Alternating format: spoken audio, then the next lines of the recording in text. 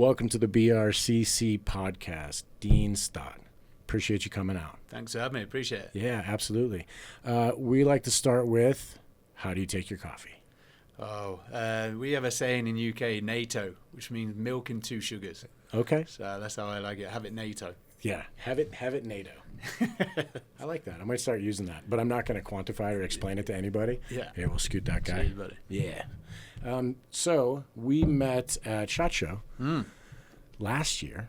Yeah, feels like a long time. And we just hit it off. I think we were hanging out at the Beyond party. Yeah, I got invited to the BRCC party, and you and I just bumped into each other, got into conversation, and as with any veteran with a veteran, it's very easy to bond and start a conversation flowing. Yeah, absolutely. And then here we are. Yeah, a few months later, back together. Right? Yeah, absolutely. Scott, if you wouldn't mind, introduce yourself. Tell the people who you are.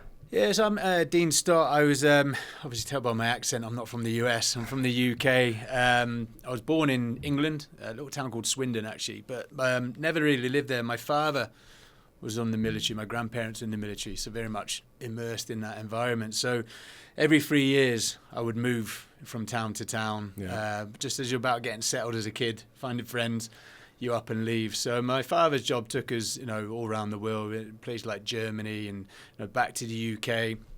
My parents split up when I was quite young, and I ended up actually living with my father. My father got custody, and so my last sort of years in school and his last years in the military was in a town called Aldershot, which is the home of the British Army. It's where the parachute regiment were based. So it wasn't strange to see people falling from the skies, obviously with parachutes on. Yeah, that's normal. That's normal, yeah. But it was never a career I wanted to pursue myself. I actually always wanted to be a fireman. But I went to college and went on a surfing holiday with my mates for 2 weeks, which then soon extended to 6 months. And my father then found me working in a surf shop. He was an old style Scottish sergeant major, so he's very stoic. Yep. And he sort of told me how I'd ruined my life and what was I going to do. So I told him I'd join the military. And at the age of 17, I joined the army. No real aspirations of any sort of special forces. Didn't really know much about the military. My father was the you guys call it soccer, we call it football. Yeah, he was the football manager, player, and coach for the army. So we would call him a tracksuit soldier. Yeah, someone who's very good at sport. Avoids the front line, but can kick a ball. Right. And so I didn't really understand much about the military, the infrastructure, and things like that. So I joined at the age of 17. And joined the Royal Engineers. I was with my father just to get a trade.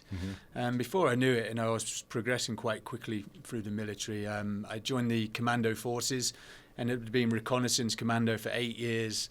And before you know it, 10 years have passed. I was then the senior dive instructor for the army. But coming from an army background to go special forces, the only option at the time was the Special Air Service, the SAS. But because I spent so long with Free Commander Brigade and I had a passion for the water, my eyes were sort of turned towards the Special Boat Service. And it was just fortunate timing. They'd opened up their doors now for tri-service. It used to just be Royal Marines. So I did. I became one of the first candidates to go Special Boat Service, much to the disgust of my mates within the SAS. But for the listeners who don't realise, our selection is actually combined. So it's not SBS have their own and SAS have their own. We actually do it together. And then you separate. And then you separate after the 6 months. So you could imagine the attention I was pulling. I wasn't the grey man for that long. But then I think actually now 15% of the SBS come from the army. So it was very new at the time, but now very much common theme. Gotcha. So I'm curious. You said you traveled around. So in the States we call it like an army brat. What do you call it? We call it a pads brat. Pads brat. Yeah. So a military home is a pad. So you're known as a pads brat. Yeah. Yeah. I like that. So what are you into now? I mean, how did your career progress after you got out, and what'd you get into? Yeah, I never really had any aspirations of leaving. I know I joined at a time in the height of war and terror. It was the busiest time in Special Forces history, So we were very fortunate to do the first ever operational jumps with the SBS. We were rescuing hostages off the east coast of Somalia. We're diving on cartel boats. Literally ticking a lot of boxes in a short period of time, where a lot of your peers before then would probably be waiting years for that opportunity. So for me, I didn't really look beyond the military. And that's all I wanted to do. But unfortunately, I had a parachuting accident after 16 years. I was doing a hey-ho jump, high altitude, high opening, and done a number of these jumps, hundreds of these jumps before. And we were just 2 weeks before deploying back to Afghanistan. And Sergeant Major said, well, you guys can do some fun jumps. And I never believe there's such thing as fun jumps or fun dives. So it was the third jump of the day, I think, third or fourth of the day, exited the aircraft, and as I looked up, I was actually looking towards my feet, which were caught in the lines above my head. So my first worry was trying to clear my leg in time before the parachute opened. I couldn't, and my leg got pulled over my head and to my right. And straight away, with the pain, I was vomiting. And at 15,000 feet, you're on the limits of oxygen. So I was also drifting in and out of consciousness, but conscious that I had to land this, and I only had one good leg to do it on. And this is a free fall rig. Just for the listeners who don't know, free fall rig. Your leg is still in the lines? So no, this is a static line rig. This is so it's not a free fall. So you exit the aircraft at 15,000 feet on a static line. Okay. And what the purpose of it is, it opens straight away, so it gives you maximum travel time through the air. So you can travel up to 30 minutes or 50 kilometers to the target area. It's a rectangular canopy. It's a rectangular canopy. Steerable canopy. Okay, yeah. gotcha. And so the line got caught above me. So my worry was I need to clear it before the actual parachute opens, because there's going to be an extra pull. Yep. And I didn't clear it, and it ripped my leg over my head and to the right. And I landed it one-legged. It was a great landing, probably one of my best landings. I have so many questions on this thing. Yeah.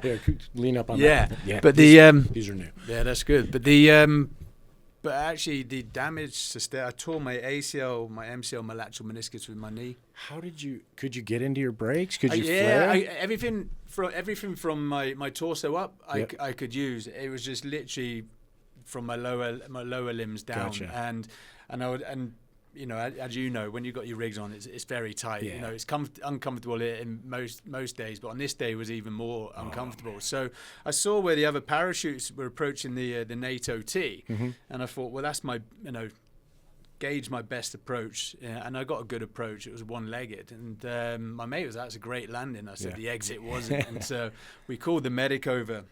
Yeah, tore my ACL, MCL, lateral meniscus, my hamstring, my calf, and my quadricep. So all those supporting muscles which you would need, they'd gone as well. So my unit went off to Afghan, and then I started my whole rehab. But unfortunately, it was too much damage, and I had to leave the military. So it wasn't something I'd planned for. For me, I was a career soldier. I'd still be in now until the age of 55. Yeah. Yeah. Is that how it works? How does that work in the UK? It depends. You can sign up for. It's up to you. It used to be 3, 6, 9, and then it was 12 and 22. I think now you can do 22, 24 years. It depends where you've got to in your career. A lot of them will go late entry, as we say, commissioned, and then you can carry on till you're 55 if need be. Can we talk briefly about the operational jump? Because it's actually pretty rare. I mean, people generally know that the military has a free fall insertion capability, but it's kind of rare to meet anybody that have executed to actually done it. So we did a few. So prior to this tour to Afghanistan, we were doing hey-ho training. And so for us, it was it's an insertion method that's an option if we need it. Right.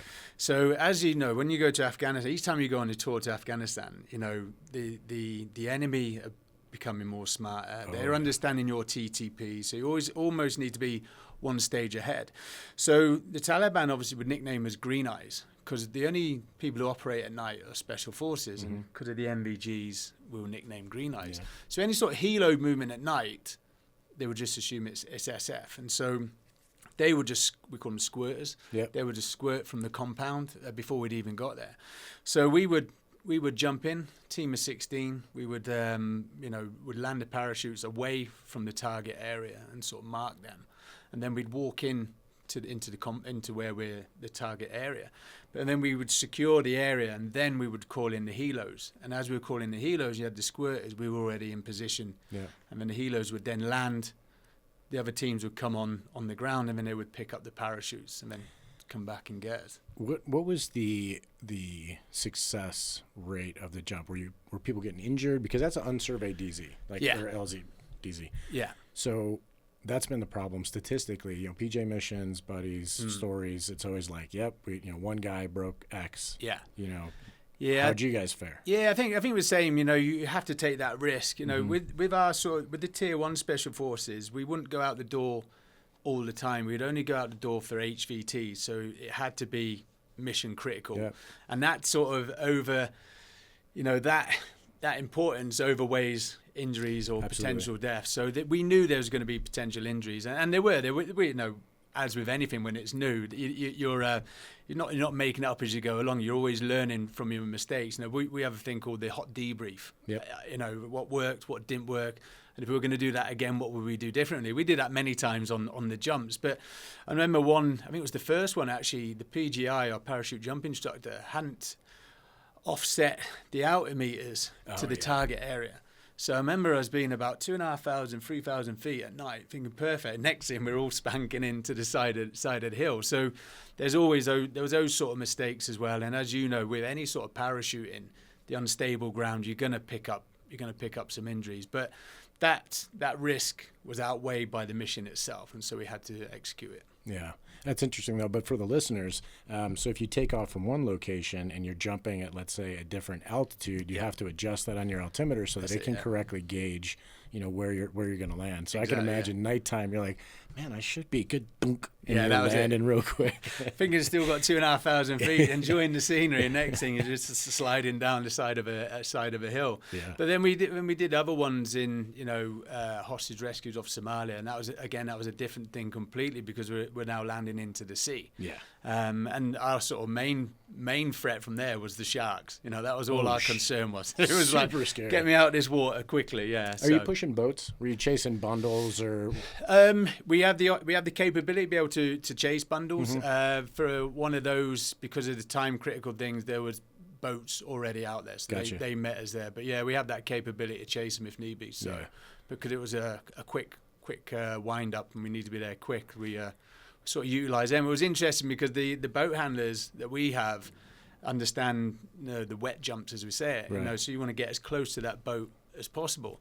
I remember when I exited as number one on stick 2, so everyone follows you as the stick leader. Right. I'm trying to get myself as close to this boat as possible, but the coxswain has never picked up parachutists, so I'm trying to go to him, he's trying to go somewhere else. So honestly, it was just it was a comedy sketch. Chasing him around. Yeah. No, that's awesome. I mean, to have done it multiple times as an insertion method. So that's the thing. It's like once we've done it once and it was successful, then, you know, we did it a number of occasions, and then it starts to dry up. People they understand your TTPs, and we need to then think what can we do now to be sort of ahead of that curve. So I'm curious, we call it double bag static line. Okay, yeah. Right, I think I did my transition jumps because you had to learn how to run the system and a little bit different exit and whatnot. I want to say we started that in like 2011. When did you have the capability? So we were doing that tour was 2008. That was 2008 we were doing that, yeah. But I think the SAS had done jumps before us. You know, there was more the free fall. Their air troops, they'd done some into Afghan. For us, it was a large number. Yeah. And I got to show you this video. So we're in Africa, and we're doing just the jump progression. And I think we were slick. It might have been one of the first jumps. Wow. So they're running a GoPro, and we're getting coached, right? Like, hey, your exit was this, A, B, C. You know, just an AAR, like you said, hot wash or whatever. Yeah. And I would joke, I'm like, we're going to play a game called Pick the Officer. So you see number 1 man, number 2 man, and you have to exit kind of in this like seated position just to stay stable. It pulls off your back. It was actually amazing. I'm like, this is like a gentle hug. It opens so nicely because it's got what's called a retarded slider. You know, so it's fighting. I know, That's not a derogatory term for it's an actual piece of equipment. Number 1 man, number 2 man, number 3 man just straight up rolls up windows and kicks his legs like a cat. Oh, no. It's the officer. And then lands off DZ someplace. Oh, no. All right. So at 16 years, unfortunately, you have an injury that ends your career. Yeah. What year is that? So that's 2011. Okay. Yeah. When I left, the injury was 2010. And then by the time there was a spiral of errors.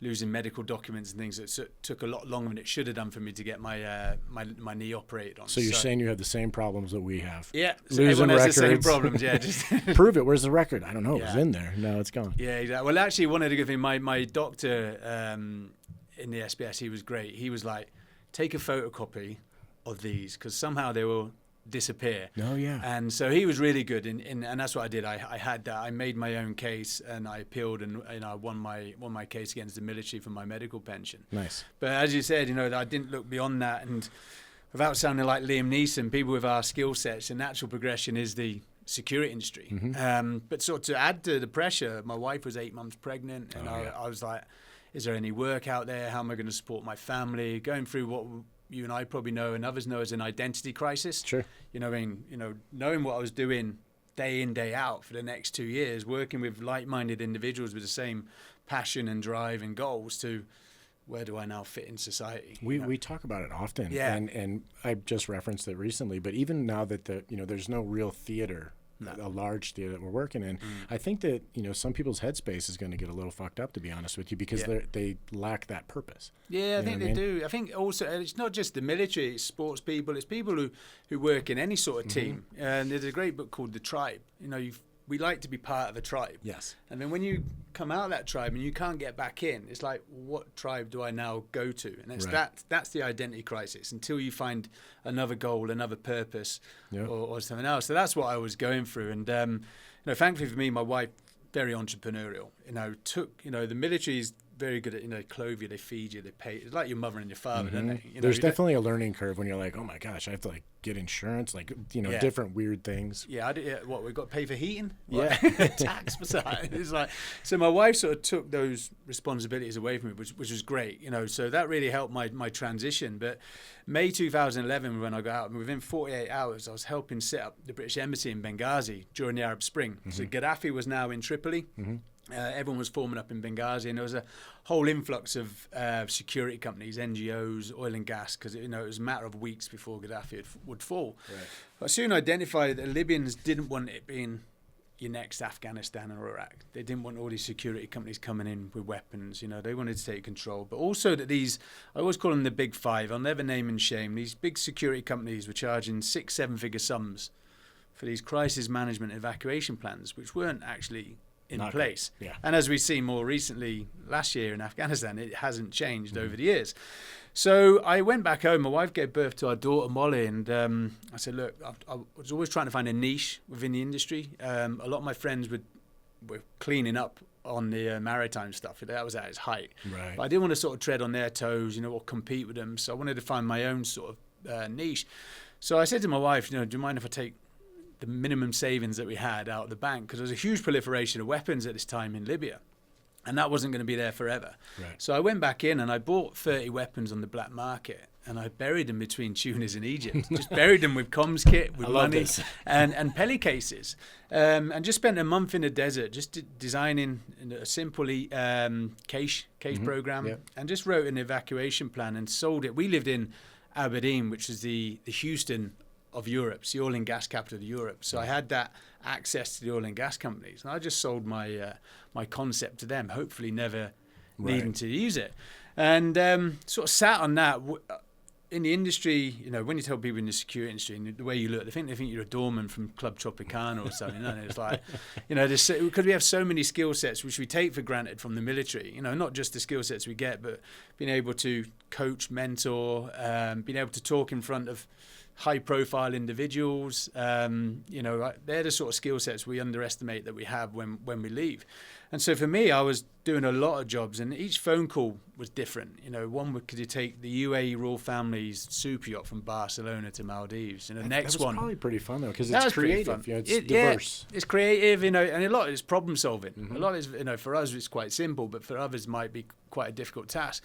Next one, training the Kurdish Special Forces. Going to the Olympics, going to the World Cup. So in a short period of time, I was learning a lot about this new industry that I was now operating in. But the crisis management was where my sort of main focus was. And I just finished the London Olympics in 2012, and I was in Benghazi the evening the American ambassador got killed. Oh. Yeah. Okay. So September 11th, 2012, I get a phone call. I didn't realize you were on the ground. Yeah. I was on the ground in Benghazi, and it's all going off in the city. I then get a phone call as an oil company. There's some engineers. Can you get them from there and get them back to Tripoli? So I took them back through safe houses that I had in the desert. Obviously, when I do things, I don't do the obvious route. I sort of look at you heard the phrase, different ways of skinning a cat? Oh, yeah. Yeah, different ways of skinning a cat, because there was a coastal road from Benghazi to Tripoli, and we could have easily taken that and probably done it in a few hours. But I wasn't aware how the situation was going to unfold in Benghazi, and I needed a soak period. And also, I couldn't use my drivers from Benghazi because it's from different tribes. Right. That itself would probably compromise us. So we just moved to a safe house in Zella, sat there for a soak period of 24 hours, watched it all unfold, and then just got them safely back to Tripoli with drivers that I'd brought in from Tripoli. Yeah, a bit of a handoff there. Yeah, that was it. And I didn't need the weapons. The weapons were close by if we need them, but I didn't need that. And then because of the success of that, I was at the Brazil World Cup in 2014 and joined it. One of the clients, which was Visa, the credit card, and thoroughly enjoying these games in Brazil. The home of football. Well, I don't know. It's probably England actually. And I get a phone call from the Canadian embassy saying it's now the Tripoli war, which is a civil war between the militias and the government. And they said, look, your name keeps coming up. This is the situation. We're here. There's 18 military, 4 diplomats. The other embassies have gone. Can you come in and assist? So I went back in, flew back into Libya, and what it was they had the military security team with them, but they'd never every 4 months they would rotate and they would fly out of the airport. But their sort of remit, they never really. Palm City was where their accommodation was, and Tripoli Towers was where the office. And they used to always do that route. They never really looked outside the Tripoli walls. But the international airport are now burnt down, and they were stuck. And so I went in, met the team, met the team commander, a guy called Chad, really nice guy. And I said, well, look, I've got people out. It's not a problem. Their concern was the British embassy the week before got shot at every checkpoint on the way to Tripoli. So this was causing them concern. They didn't know what this road was. And so I went out and spoke to not the guys with the guns, just spoke to the tribal elders. And it was actually just about communication, showing them respect, let them know who we were, that we were no threat, and and what our intent was. And we drove out the next day and got them safely from Tripoli to Tunis. Awesome. I was in the lead vehicle with my fixer, and I had comms with the team commander, and literally I had waypoints along the way. And yes, there was times I had to palm people's hands with cash. Sure. But as soon as I got through, just waved them through and got them out. It sounds sexy in Hollywood, but actually I've never had to use any of my weapons. Interesting. Because you're ready for it. I love that idea of the caches along the way. We've got to have cash. It's more that, as you know, Hollywood doesn't help matters with the special forces. You know what I mean? Correct. It's all the biceps, the bullets, and the bombs, and which is 25% of what we do, the offensive action, which is when we need to do it, we can do it, and we do it well, and that's where the caches would have come in handy. But actually, 50% of what we do is that support and influence that hearts and minds, really that ground truth. As you know when you're up. Skills. It doesn't matter what the media are telling you, what's actually happening on the ground. And so often it's so skewed by the media. Yeah. I referred to in the past, like, you can point the camera this way and show one narrative and just as easily point it the other direction. Exactly. And it's a totally different narrative. Yeah. I know she said to my wife, when my pager used to go off, it wasn't hard to really decipher where I was potentially going on the news, but I'd say just don't look at the news, because you know what I mean, because they'll obviously they'll make it out to be something it isn't. So that was it. That was really the success of that. Yes, I had the weapons there, but I didn't need to use them. And still now, that's what I do. I do a lot of crisis management, evacuation plans, as we saw with Afghanistan. That was another time to get involved. That was a very much a different scenario than the likes of Libya and things like that. That was more of a paper exercise. Yeah. What did you find yourself doing during that time? So we got our clients. Luckily, we had ground connectivity. We had a medical facility there for 10 years, so we still had the teams on the ground. Not so much. And when I'll sort of go back slightly, when I sort of talk about teams, each task I do, I handpick the team. You know, for the Canadian Embassy, you know, on paper, you think it's probably about 6 to 8 guys that look like you and me. Mm-hmm. Actually, all I needed for that was a 50-year-old internet shop owner from Worcester back in UK, because he was from those tribes that we were passing through, and 2 fish wagons. I didn't need What's a fish wagon? Just there was people carrier. Yeah. It was just a fish wagon. So they used to take fish from the ports in Tripoli to Tunis every day. So what it was because they do that route all the time, the boarders know the drivers and they're not going to suspect them. And so with the Canadian Embassy, they had their vehicles, but they had so much sensitive equipment as well, which they couldn't take with them.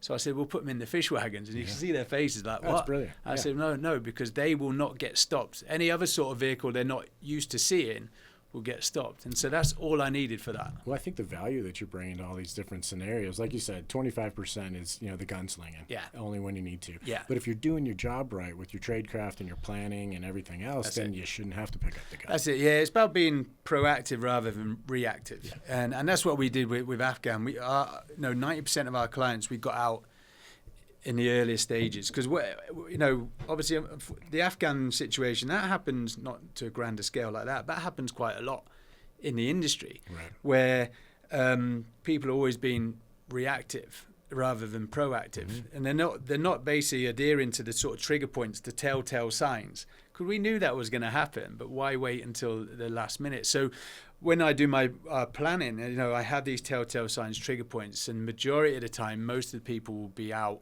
before that scenario happened. The only discrepancy for that is a natural disaster. That's the only time it will ever go from green to red overnight. And so can't control that timeline. That's it. Yeah, can't control that time. So we had 90% of our clients out. There was 10% critical who had to stay, and then the next thing, our phones just going off. Can you get such and such? Can you get such and such out? So it was great to see.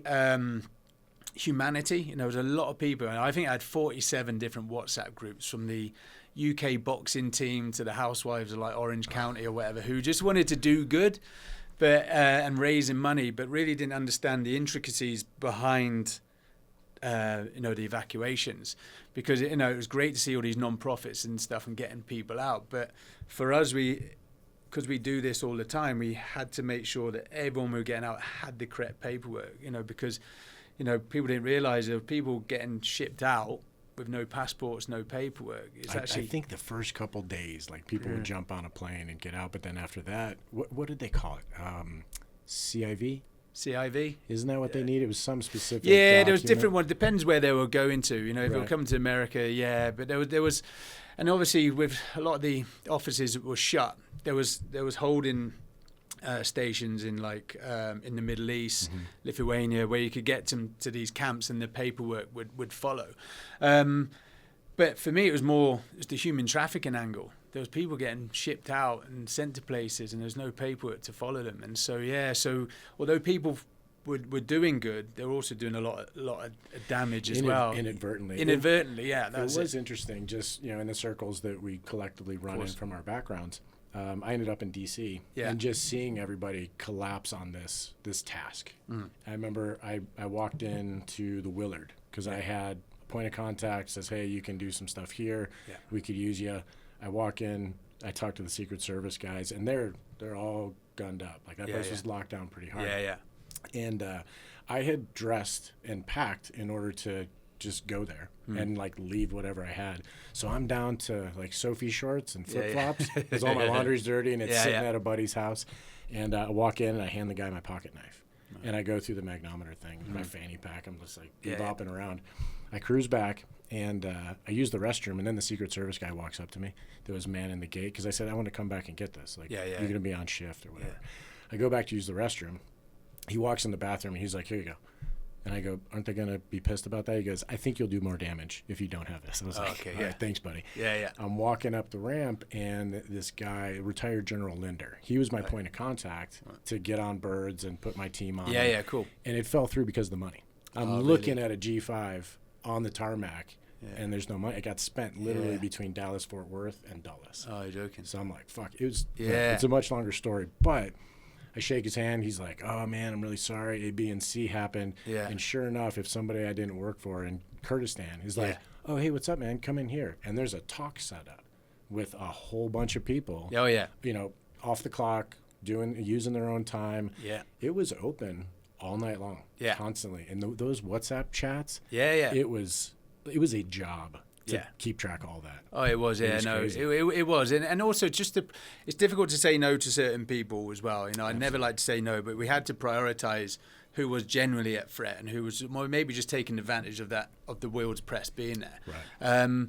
But for me, it's like, and there was an incident in spring 2020 where 60 to 70 expats got killed in Mozambique. Similar, it never made the news. Yeah, nobody knows about it. Never makes news. But what I'm seeing, the common theme, and where we sort of help out, is that the insurance companies, a lot of these big corporates have insurance, but they're called force majeure, which just leaves them stranded. Right. But the insurance companies can get you an aircraft and they can land it in Kabul, but they don't factor how you're going to get from A to B. Correct. So that's where we sort of come in, and we call it the first mile. We'll come in because that's the easy part, getting you on the plane. We'll stress test the first mile. How are you going to get from A to B? We help companies who have security already, and we could come in and pen test it and really stress test it, and also, you know, what is your secondary and your tertiary plan? And sometimes they don't have it. Sometimes they just look at Google Earth. Yeah. We had one with an extractive material company in Latin America, and went down there, and I said, well, what's your evacuation plan? It's this road here.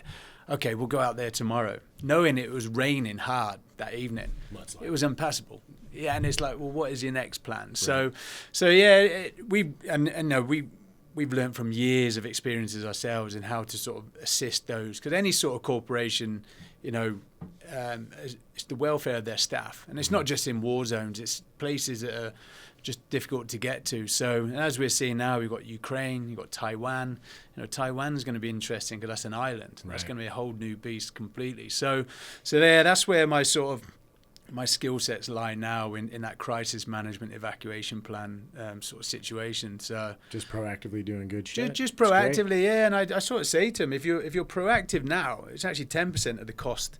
And when it needs to be reactive, you know. Well, absolutely. You know, I got kind of, I don't even know the guy's name. I should figure it out. But a PJ guy during HKIA, saw the writing on the wall before a lot of us did, and just went. Yeah. And he's around there doing work. Yeah. I mean, on his own accord. I'd love to track that guy down. So if you're listening, let me know. Yeah. But I think through the reps that you've accomplished, you're probably able to lean forward a little bit more and go like, this is going to be a problem, and this is how it could be solved, or at least start looking at it. At least, that's it. At least start looking at it. And also, you know, we come in. We can either come in and do the plan and, you know, write all the security proposal for you, or just assist those that are in it.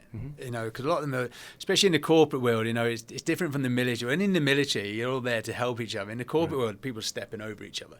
Oh, yeah. And so, they don't like it when they're like, we come in as a security organizer. I'm not here for your job. You know, I'm here just to help you guys. So that's the problems I'm sort of seeing at the moment. Is some people are like, we don't need you. And then all of a sudden, you get the phone call at the wrong time. So, That's an interesting thing. So now that I'm dealing a little bit more with some corporate entities, I never thought about that, because we have chain of command in the military. Yeah. So, you know, like if you're contributing, you're not trying to take a squad leader or a platoon leader's job. You're just doing work. Yeah. But in the corporate world, it's very much a thing. People get challenged. Yeah. Like, why are you my Cheerios? Like, I'm up for promotion. You're gonna fuck it up. Yeah, so that's interesting. Yeah, so we see that a lot, and it's like, well, we're not here to take your job. We're just here to help you, or just test what you've got. And so, I find that quite difficult. But there's I enjoy the security stuff. For me, it's I'm enjoying this sort of world now in the media, which we'll touch on in a minute. But for me, there's two Dean Stotts. There's the Dean Stott that you see, you Google, and the books, the TV and stuff, and then the bike rides or whatever.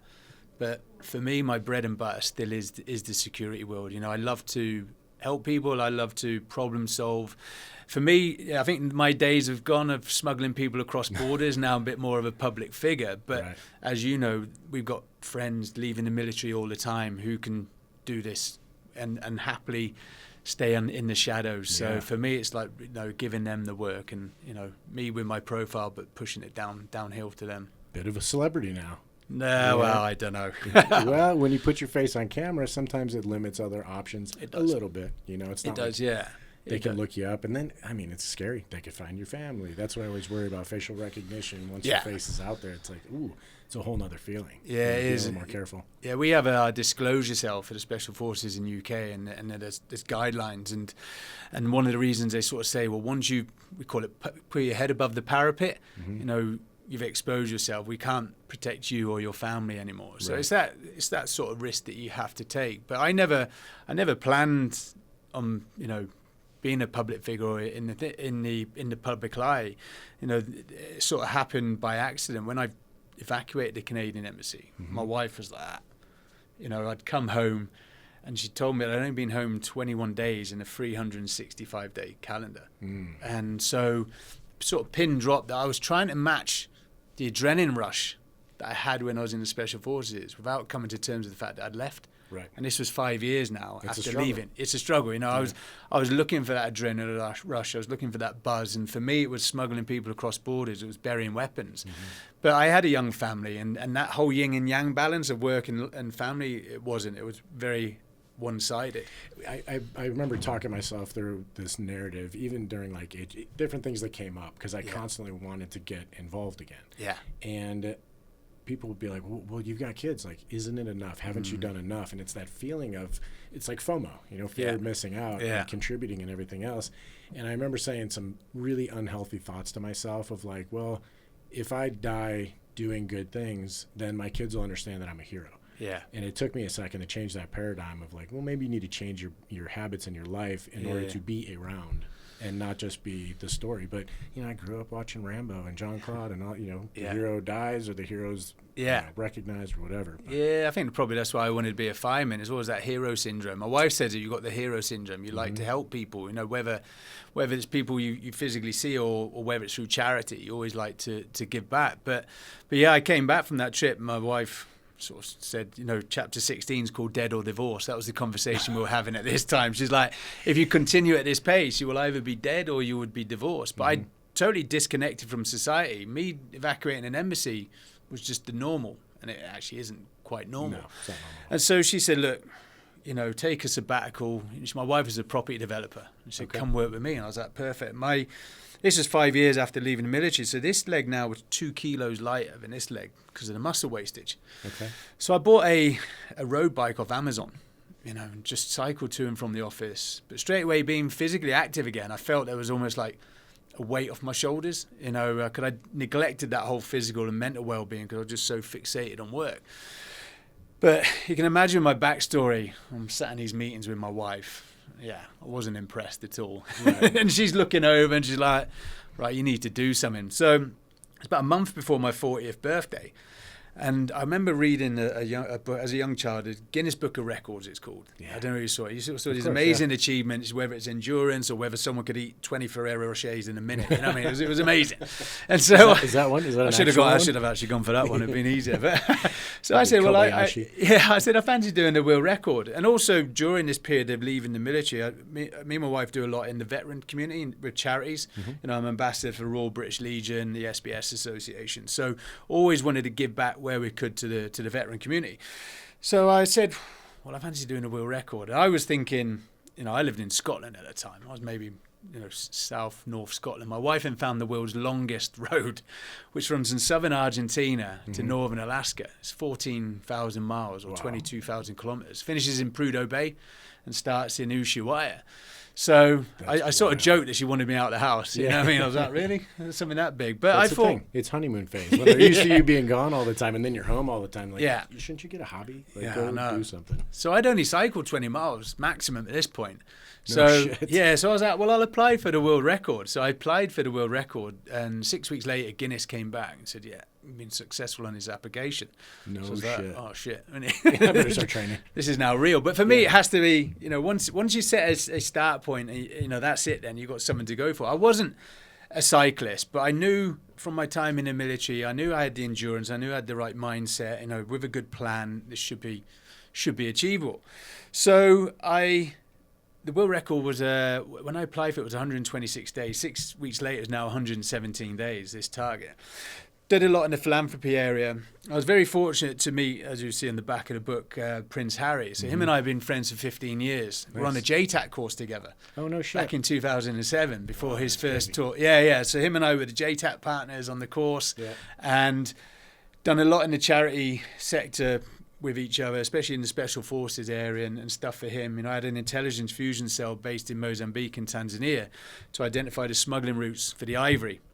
Very cool. And then used to just send that information to him. So I rang him up and said, look, I'm going to cycle the world's longest road. What charity should we do it for?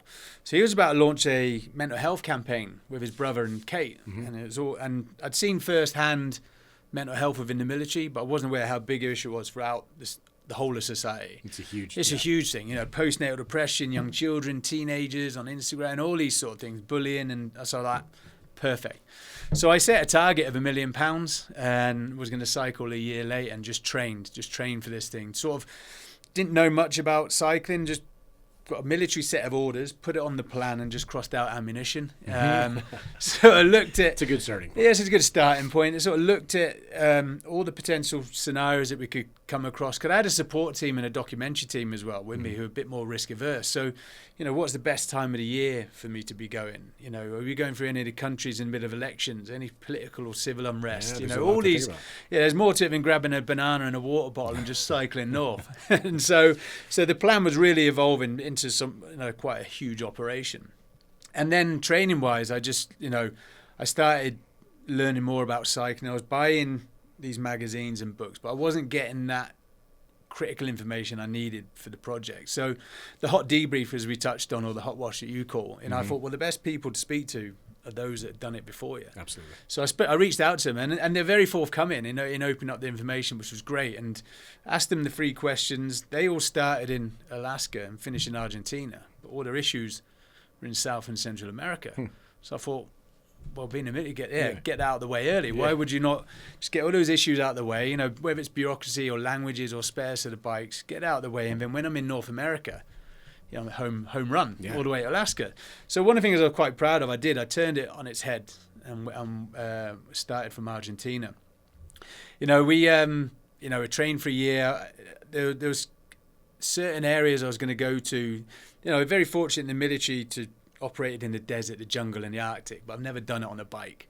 I was going from... a whole other set of issues, too. Oh, yeah. I was going from plus 47 degrees centigrade in the Atacama Desert to minus 20 in Alaska. So, I'd operated but not done it on the bike. So I tried to replicate those sort of situations. I flew out to Dubai, did some heat training, was training at altitude in the altitude center. So for me, I could satisfy myself that when it came to the day of the race, that you were in a good position. So I imagine there's got to be a lot of equipment concerns as well, just the heat on the road and the tires and how they behave. And well, Guinness, there was no difference between supported and unsupported. Okay. And so for me, it was like, well, I'm not a cyclist, and the issues that the other people had, which was spares for the bikes and nutrition and things like that, I was like, well, take a support team, have a support team, which obviously with that comes bigger costs. Of course. But that's what I did. I had that. So we had all those spares and things like that. But I think the world record at that time, 117 days, I was aiming for 110. It wasn't because I wanted to smash it by a week. As you know, in the military, you have to, we call it fudge. Yeah. You have to have fudge in the plan, fudge factors. So there's things that are out of my control, natural disasters, coups, sort of third-party influence. So my target was 110 days. It didn't come on a challenge like that. You're going to get issues, what I mean? I crashed my bike in Chile. I got knocked off my bike in Colombia. I got food poisoning in Peru. It came with its issues. But from a cycling perspective, south to north was a good decision. I had a tailwind all the way through Peru. So I took 10 days off the South America world record. Oh, wow. So I was like, perfect. Yeah, what I mean? So I was well ahead of where we should be. Now, what type of people had set this record? I'm assuming they were cyclists. They were cyclists. All of them were cyclists. Yeah, you're like, fuck it, I'm just going to jump on this bike. Yeah, well, crush it. My sponsorship marketing team did the SWOT analysis: the strengths, the weaknesses, the opportunities, and threats. And the only weakness that came about was my arrogance towards the cycling community.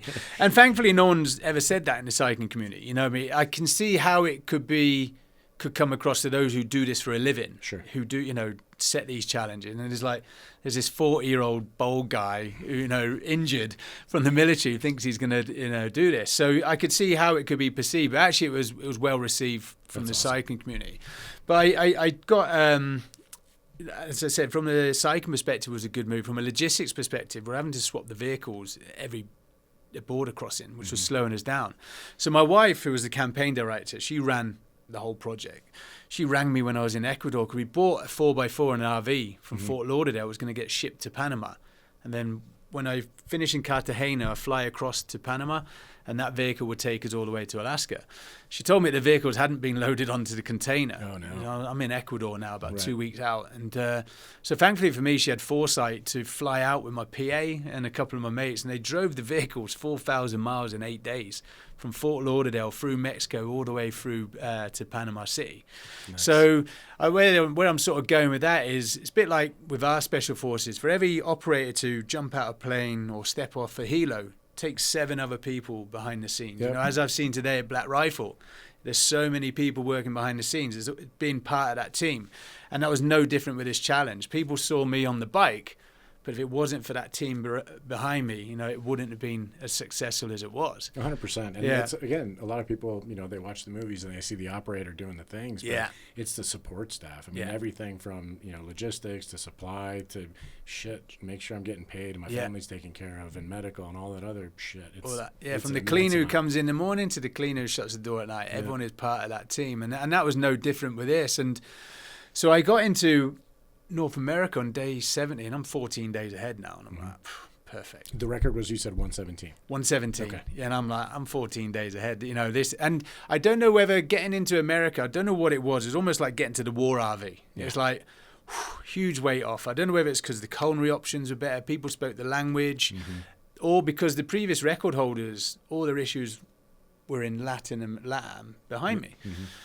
But I get a week in, I'm 14 days ahead. I get an hour in, and I get 5 missed calls off my wife. And my wife, like I said, is very good at keeping all those distractions away from me. So my initial concern is that there's something wrong with our children. Right. So I get off my phone, and I get off the bike, and I ring her, and is everything okay? She goes, yeah. She goes, what do you wear to a royal wedding? I said, sorry? She said, what would you wear to a royal wedding? I said, she goes, oh, we've been invited to Harry and Meghan's wedding. I said, oh, that's nice. She goes, no, you don't understand. They said, for you to get back, you need to be finished by day 102. So going into the phone call, I was 14 days ahead of the world record. Right. 10 minutes later, I'm now a day behind. Everything I'd done up until now, not that it wasn't worth it. It was almost like, no, the objective's now moved. You've now got a new target. So it was mixed emotions as I was cycling off on that. That's a big mind game. It is a mind game. Yeah, it is a mind game. And I think if I'd known about that from the start, I may have not have taken the rest days that I did. I may have just pushed myself too much. But thankfully for me, it was in a situation that I could act, and I was in a good position to act on it. But I get to Lubbock the next day. Strong winds, tornadoes, 60-mile-an-hour winds. So I'm now stranded for another 24 hours. I'm 2 hours behind. Awful. So there's an app called Windy TV on your phone. It gives you the strength and directions of the winds, like every hour for the next 2 weeks. About 95% accurate. So I just put pen to paper and made another plan. So I had to cycle 340 miles in the next 36 hours to miss the next weather window. Gotcha. And I just played chess with Mother Nature. The winds were, as we know, when you're in the desert, winds subside at night. And that was the best time for me to cycle. So I had 17 days planned from North America. I cycled it in 11 and a half days. Wow. Majority of that done in the evening. But also use it to my advantage. Got to Cheyenne in Wyoming. Picked up a 50-mile-an-hour tailwind and cycled 270 miles in 11 hours. That's so nice. Yeah, so I was sort of like using the technology that I had, and sort of, again, just changing the plan as we went along. And I get to a town called Whitehorse. Mm-hmm. It's about a week outside of the finish, and I'm in McDonald's just eating as much as I could. Don't judge me, because I was calories in, man. You're calories in all day. I was burning 9,000 to 12,000 calories a day, and your body could only consume 7,000 through food. What was your average time on the bike per 24-hour period? So it changed. I changed the way I cycled in South America because of security situations. It was from first light to last light. Mm-hmm. So that was my time window. But for me, I wasn't an endurance cyclist. When you look at a challenge like this, it's how do you manage it bite size? Selection for me is our selection 6 months long. Day one, I'm not looking at day 6 when I get my berry and bell. I'm looking at what do I need to do today to get to tomorrow morning. Right. And that's what I did with this challenge. I broke it into countries, days, and into 4 stages. So I would just cycle as fast as I could for 2.5 hours, get off the bike, and I was disciplined in my times. It was 30 minutes, food and water, and then I was off again. I wasn't, having a selfie with a llama or, chatting with a documentary team or doing anything else. Right. And I would just look at the next stage.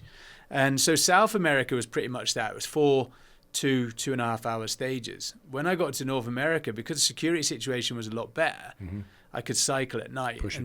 So I did the majority of my cycling. I was literally, and we had the RV that I could crash in, and so it was a totally different way of cycling. It was just when I could, for as long as I could, and then, use the winds to your advantage. And strangely enough, we talk about the security situation. It was actually Colorado Springs that one of the vehicles got broken into. So we'd gone through Colombia, Mexico, all these places. It was actually Colorado Springs, which I sort of joke about. Where in the Springs? I used to live there. Did you? Yeah, we were just south. Is it Puebla? Yeah. Yeah, it's just in and around there, I think it was, yeah. Oh, yeah, that's not a good place. Don't stop in Puebla. Don't stop in Puebla. I lived outside of Puebla for a little while. Oh, yeah. Yeah. Well, they've got MS-13 and gangs and all kinds of weird stuff that goes we weren't aware, so the vehicle got broken into when we were in the hotel. But yeah, I get to Whitehorse and I'm like, right, world record secure, I'm well ahead of target now. And then a friend of mine messaged me, and there's a professional cyclist sponsored by Red Bull, all the brands. He's come out and said that he's got 3 other world records.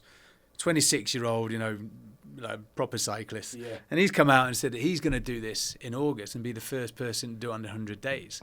So I was like, they moved the target. They moved the target again. Yeah. So I could have just carried on at the pace I wanted, but I wasn't comfortable. I just wanted to push as much as I could. So I had to cycle for 22 hours in the last 30 hours in minus 18. My family had just landed in Prudhoe Bay now as well, and I came in 99 days, 12 hours and 56 minutes. So fucking smashed it. Yeah, it wasn't the original plan. Like, if I'd known about the wedding, if I'd known about this guy Michael, I may have pushed myself too hard, but thankfully for me, I was in a position that I could act on it.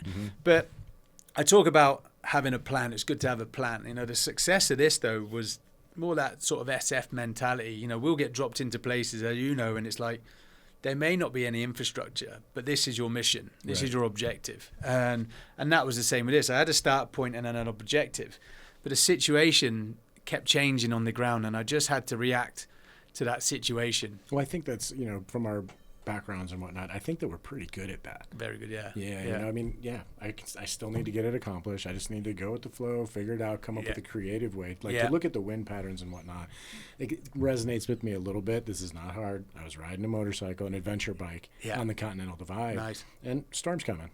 So look at the storm. How can we kind of stay away from it so that we can continue our forward progress, and get to where we need to be at the right time? Yeah, no, I think, and use the tools around you, use your previous experience.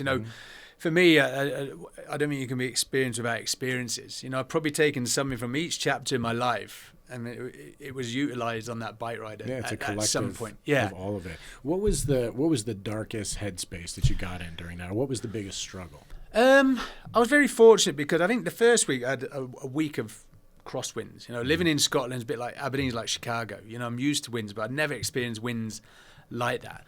So it was really hard to hit my target for the day. But I think I was 39 miles behind target by the end of the first week. But I was still a week ahead of the world record. Right. And so from then on, the winds had subsided. I was always on the plus. I was now going hitting beyond what I needed to. So really I wasn't really in a dark place, because I see people doing challenges and it's like, well, I'm 10 miles behind today, I'll catch that up tomorrow. And you're like, well, you don't know what's going to happen tomorrow. I mean, you have another bad day and you're 20, 30 miles behind. Yeah, tomorrow's not guaranteed. Tomorrow's not guaranteed. So I always made sure, and I always tell people, make sure you stay on that bike or in that canoe or whatever you're doing, and be where you're supposed to be by the end of the day, because your headspace, you're in a better headspace when you go to sleep. Right. Because you know, right, I'm on point or where I should be. So I was very lucky I didn't get into any really dark spaces.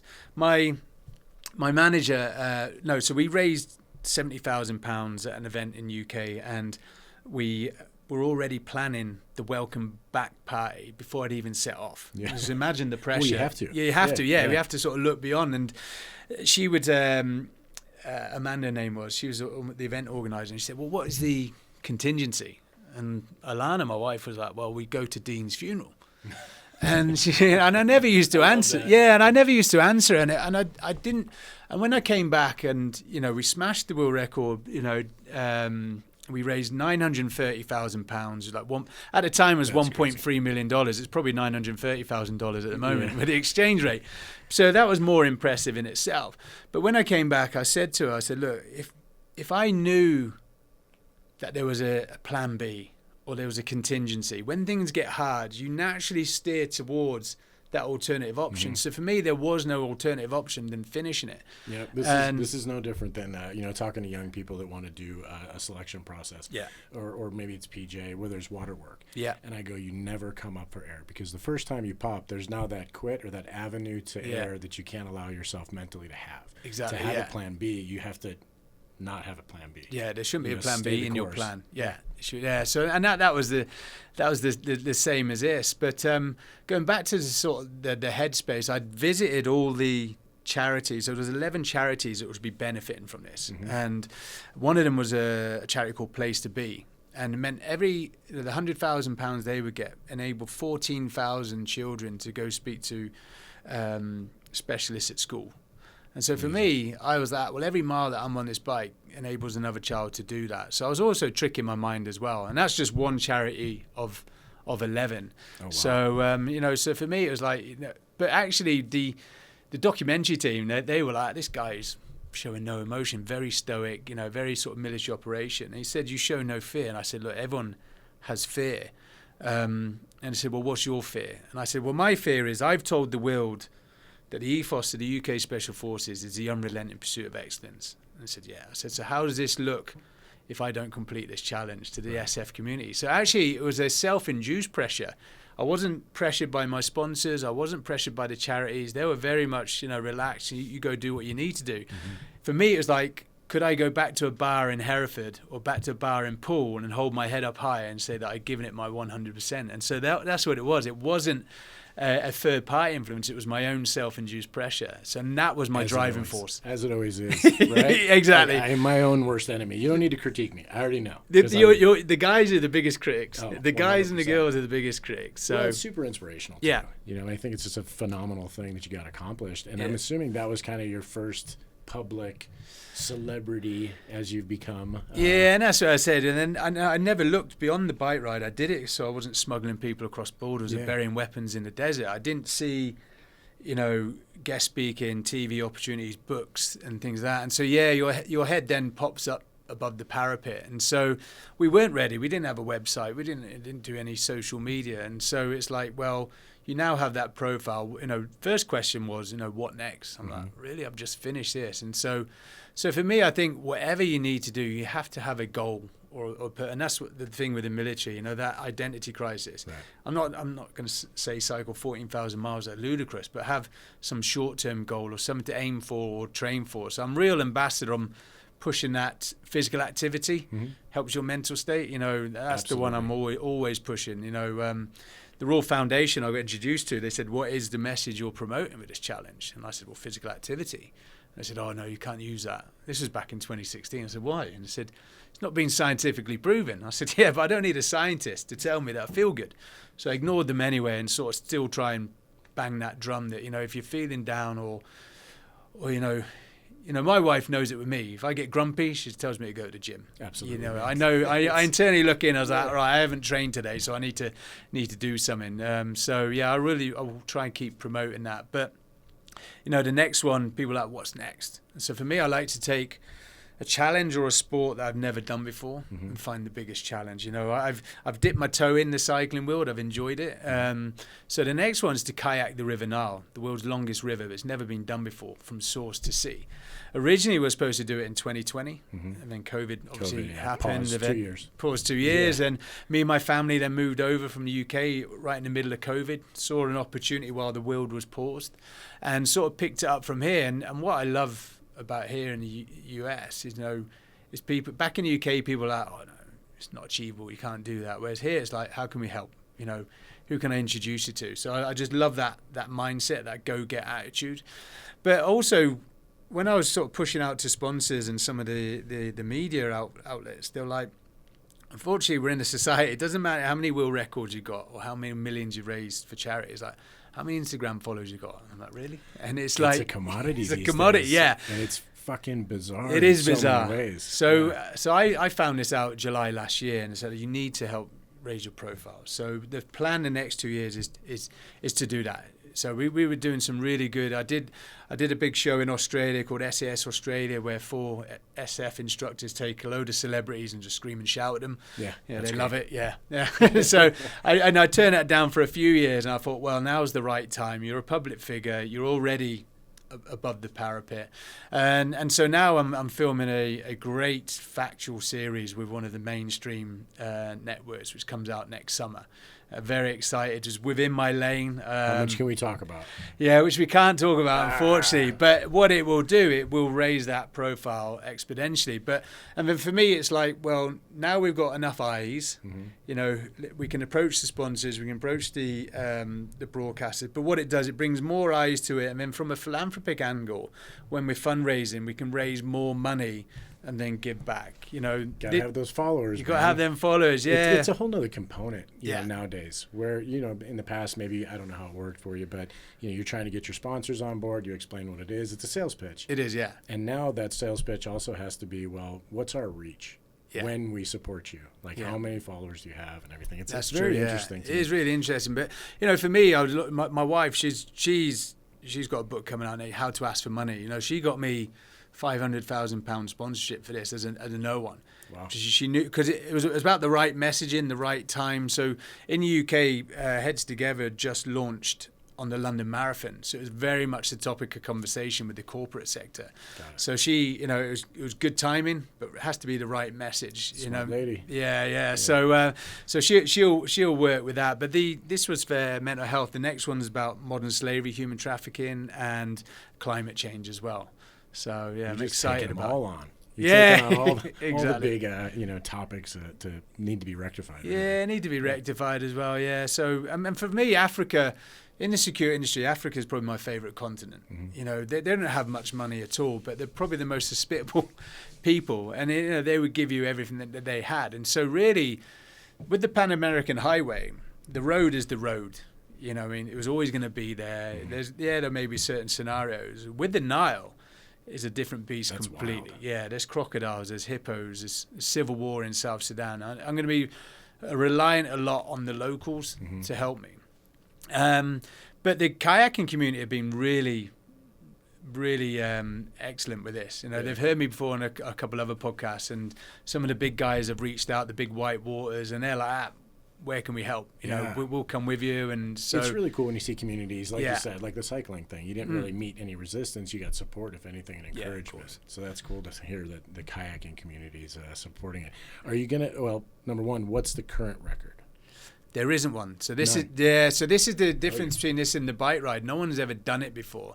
There was a lady, Sarah Davis, who paddled Nile, but when she went, she couldn't do South Sudan. There was other areas that she couldn't do for security reasons, and so she's probably going to come join me for the areas that she didn't do. But no one's actually done it from source to sea, non-stop, A to B. Guy, and you'll smash it. Yeah, it was. Did you said his name is Mike, the 26-year-old that challenged you? Yeah, he did.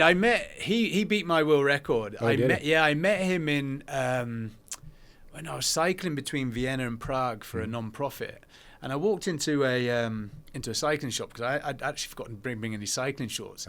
And as I was in there, this gentleman's like, "Oh, you're Dean Stott," and I said, "Yeah," and he said, "Oh, we sponsor Michael, and he lives around the corner. So he came out, him and his fiance came out the next day, and we went cycling from my first leg to Prague. And he said, although he beat my world record, he said, yeah, but you took my legacy. You were the first man to do it under 100 days. And so I was like, yeah, I'll probably take that. I think there's been 3 other people since that have done it under 100 days. So I obviously upset the cycling community because it all came out in force. Well, I think your approach on it seemed much different. Everyone else just did what the guy before him did. Yeah. And you changed it, you flipped it. You know, you were very smart about. He went the other way. He did the Alaska route.